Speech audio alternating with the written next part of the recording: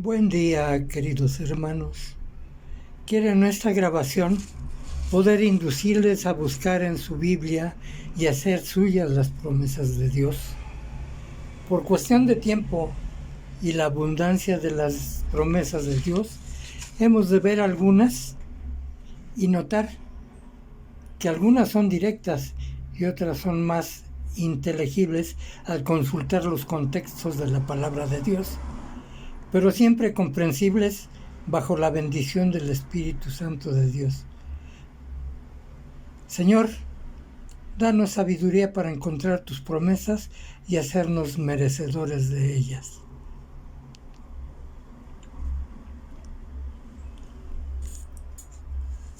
¿Cómo hablar de las promesas?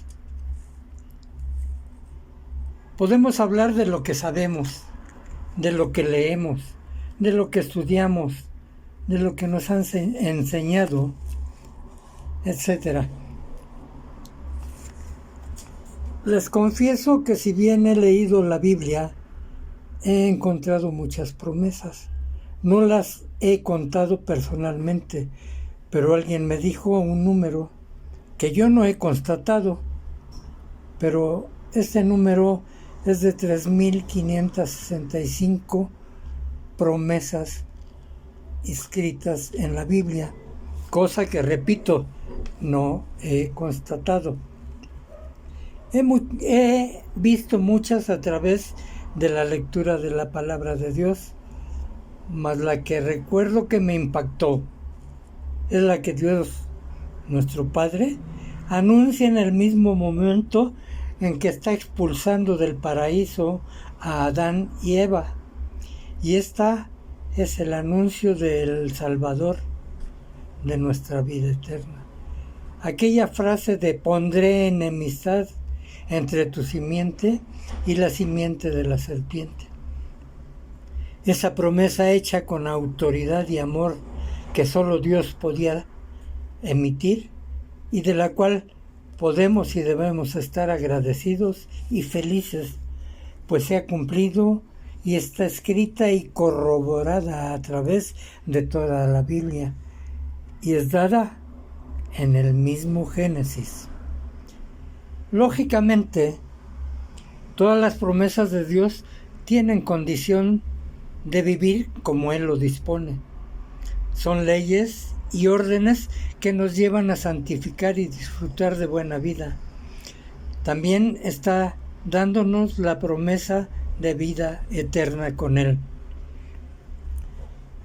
Sería bueno hacer un recorrido por todo el Antiguo Testamento, viendo cómo el Señor prometía y cumplía a su pueblo, mostrando su poder y señorío, el cual nos muestra claramente su soberanía, pues no ha habido ni habrá quien lo iguale, pues Él es el creador de todo lo que vemos y lo que no vemos.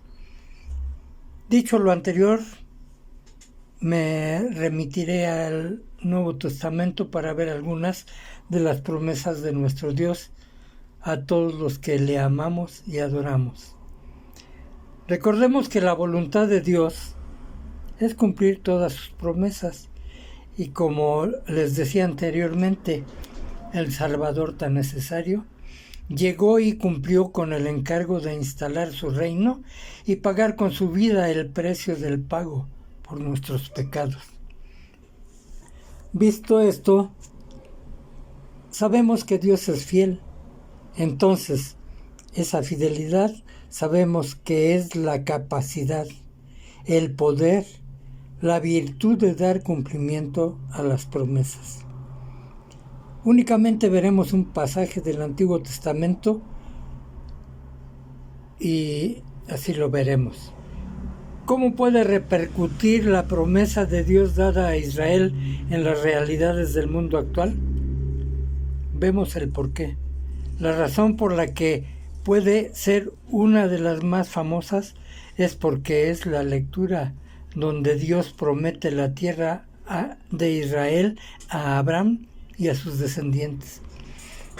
Como es parte de esta promesa, Dios le dice a Abraham: que él debe de salir de su ciudad natal y dirigirse hacia el oeste para Israel.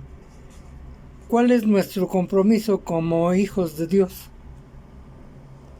La palabra compromiso se utiliza para describir a una obligación que se ha contraído o a una palabra ya dada. Se dice que una persona se encuentra comprometida con algo cuando cumple con sus obligaciones, con aquello que se ha propuesto o que le ha sido encomendado. Dios le da la orden a Abraham, éste la cumple y Dios le acompaña en todo su trayecto y tiempo y la promesa de Dios se cumple. Vemos entonces orden de Dios, promesa y condición y cumplimiento de promesa. Todavía en el Antiguo Testamento, Isaías 41:10 nos dice: así que no temas, porque yo estoy contigo. No te angusties, porque yo soy tu Dios. Te fortaleceré y te ayudaré. Te sostendré con mi diestra victoriosa. Esto nos da la confianza de ser y vivir en tranquilidad, sin miedo, con la fuerza que el mismo Dios nos provee y con la confianza que debemos tener al ser hijos de Dios. Vemos más del Antiguo. Jeremías 29:11 nos dice: porque yo sé muy bien los planes que tengo para ustedes, afirma el Señor, planes de bienestar y no de calamidad, a fin de darles un futuro y una esperanza. El Señor es el dueño de los planes, no son los nuestros. Él solo tiene la potestad y seguimos sus pensamientos, que son de paz y no de mal. Y si los seguimos, no tendremos un mal fin, tendremos un fin feliz de acuerdo a nuestro Dios. Isaías 40:31 también nos dice: pero los que confían en el Señor renovarán sus fuerzas, volarán como las águilas, correrán y no se fatigarán, caminarán y no se cansarán. Esperanza al renovar fuerza, que nos estimula a ser fuertes, aún en las peores condiciones del mundo. Fuerza que nos acompañará aún en la competencia, ya sea moral o física. Isaías 43 dice: cuando cruces las aguas, yo estaré contigo. Cuando cruces los ríos, no te cubrirán sus aguas. Cuando camines por el fuego, no te quemarán, ni te abrazarán las llamas. Todo se da con la confianza que el mismo Dios nos provee, estimulándonos a hacer y mostrar que Dios es el que provee. Nunca nos dejará en mal ante nadie, si los planes de Él son los que desarrollamos. Ahora sí entremos al Nuevo Testamento. Juan 11, 25 y 26, entonces dijo Jesús: yo soy la resurrección y la vida. El que cree en mí vivirá, aunque muera. Todo el que vive y cree en mí no morirá jamás. ¿Crees esto, hermano? Un momento difícil para Marta, la hermana de Lázaro, que había muerto, cuando Jesús le comenta que Lázaro resucitaría. Ella aduce lo que sabía diciendo: sé que resucitará en el día postrero. Pero esos momentos, el mismo Jesús llora ante la tumba de Lázaro. También María le dice a Jesús: si hubieras estado aquí, él no habría muerto. Al llanto de María y de los que le acompañaban, Jesús se estremeció en espíritu. Jesús se estremece y Jesús lloró. El versículo más corto en la Biblia, pero que representa el gran amor que Dios en la persona de Jesús manifiesta. No es necesario grandes discursos, no es necesario manifestaciones de dolor. Jesús, siendo el Redentor, el que pagaría por nuestras culpas, el único poderoso Dios hecho hombre, manifiesta en público el amor que los presentes observan, y dijeron entonces los judíos: mirad cómo le amaba.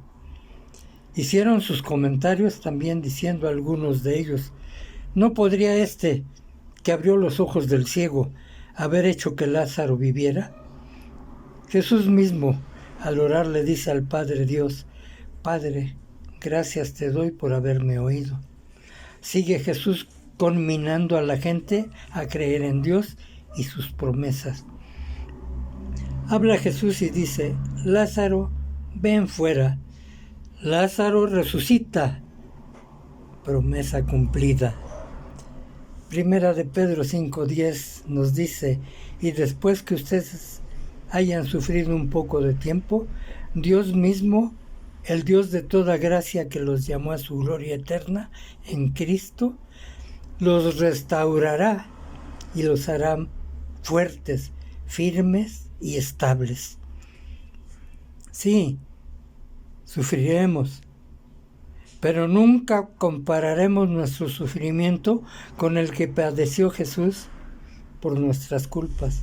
Además existe la promesa de restauración, de gracia y vida eterna que solo Él y nadie más puede dar. Segunda de Pedro 3:9 nos dice: el Señor no tarda en cumplir su promesa, según entienden algunos la tardanza. Más bien, Él tiene paciencia con ustedes, porque no quiere que nadie perezca, sino que todos se arrepientan.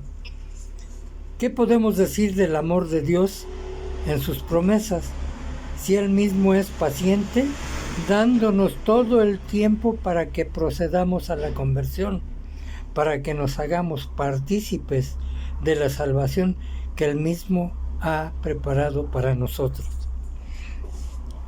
Dice la palabra de Dios en 2 de Corintios 6:14 a 7:1: no os unáis en yugo desigual con los incrédulos, porque ¿qué compañerismo tiene la justicia con la injusticia? ¿Y qué comunión la luz con las tinieblas? ¿Y qué concordancia Cristo con Belial? ¿O qué parte del creyente con el incrédulo? ¿Y qué acuerdo hay entre el templo de Dios y los ídolos? Porque vosotros sois el templo de Dios viviente.